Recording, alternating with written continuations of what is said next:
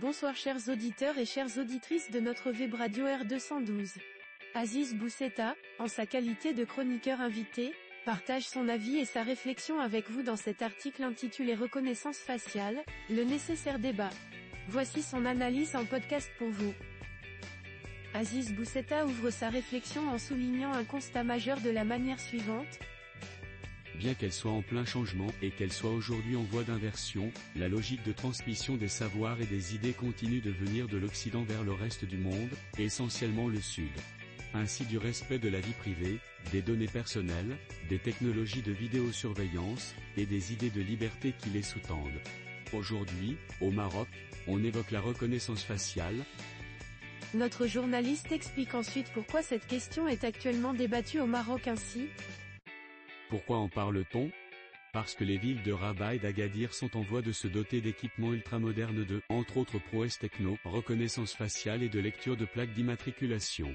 Et aussi parce que cela pose des questions d'éthique qui ne semblent pas suffisamment débattues au sein d'une société civile aussi dynamique que l'est la société civile marocaine.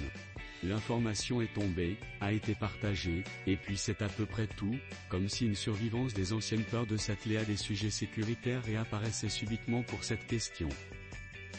Aziz Bousseta met en avant un élément essentiel, le débat est bel et bien ouvert. Et pourtant le débat est ouvert. Tellement que la Commission nationale de contrôle de la protection des données à caractère personnel, CNDP pour faire simple, l'appelle de ses vœux. En effet, la Commission nationale a publié ce 21 mars un communiqué assez extraordinaire, il faut le dire, par sa nature d'appel à réflexion et sa pédagogie. La CNDP explique que ce genre de procédé technique, vidéosurveillance, reconnaissance faciale, relève des dispositions constitutionnelles et juridiques en vigueur dans les pays concernés, sachant qu'il n'existe pas de normes internationales communes pour l'usage de ce type de technologie, mais aussi des traits culturels et sociologiques des populations concernées.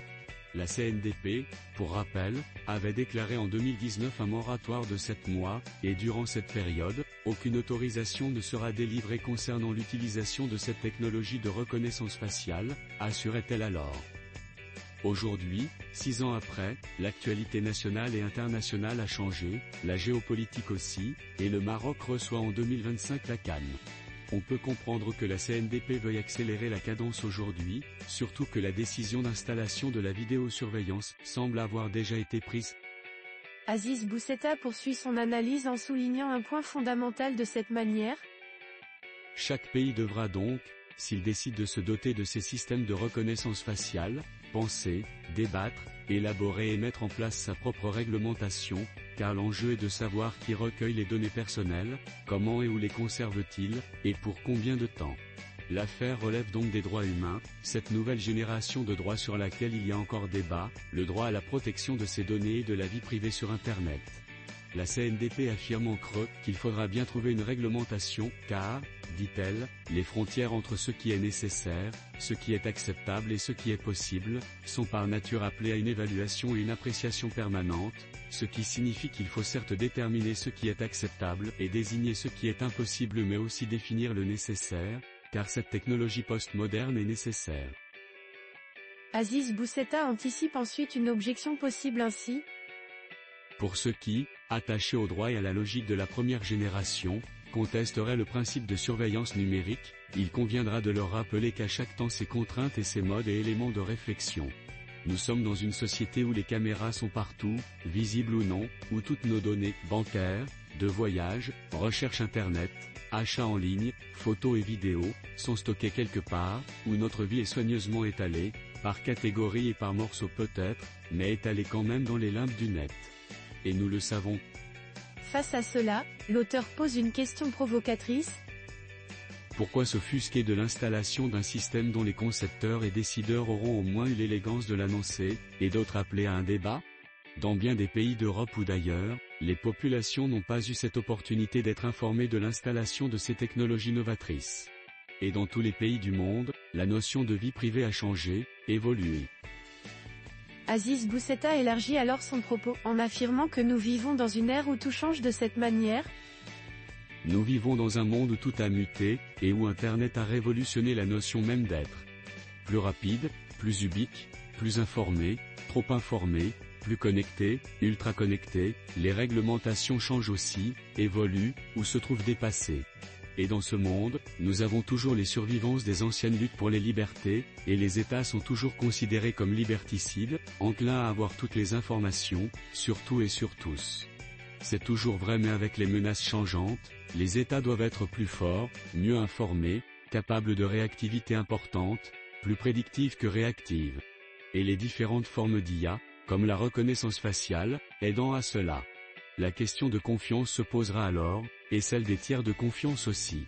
Rien de mieux donc que cette réflexion demandée par la CNDP, et un débat faisant intervenir tous les acteurs et opérateurs concernés aussi. Et là encore, l'absence des partis politiques est criante. Peu importe, pourrait-on dire, l'affaire concerne la société et ses structures associatives et professionnelles et les services de l'État en charge de mettre en marche cette nouvelle technologie de vidéosurveillance. L'auteur insiste sur une condition primordiale, renforcer la confiance envers les institutions de l'État ainsi. Et s'il est important, pour cela, de renoncer à ses anciens réflexes de manque de confiance dans l'État, sa police, sa justice, ses institutions, il est néanmoins important de veiller à entourer ces nouvelles technologies de toutes les garanties techniques et légales, à mettre en place avec l'assentiment de tous et l'implication de tous, avec des structures de contrôle efficientes et crédibles. Il est également très important d'installer ces nouvelles technologies après avoir amendé le code pénal et revu l'application des peines privatives de liberté, puisqu'il sera plus facile d'appréhender les éventuels contrevenants ou délinquants dans la rue, que les peines alternatives soient alors plus modérées ou aménageables, car si la police peut interpeller quelqu'un dans la rue avec plus de facilité et que le code pénal ne change pas, le Maroc se retrouvera rapidement avec une population carcérale de quelques centaines de milliers de personnes.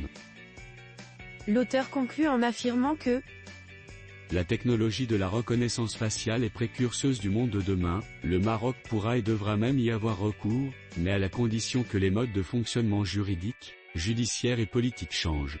Sinon, on prendra le risque de retomber dans les travers d'hier, ce qui ne semble pas être l'objectif. Chers auditeurs et chères auditrices de la Web Radio R212, merci d'avoir été à l'écoute de ce podcast et d'avoir partagé avec nous ce moment de réflexion. Votre engagement et votre curiosité sont notre plus belle récompense. On se retrouve très bientôt, si vous le voulez bien. Avec toute notre gratitude, l'équipe de R212.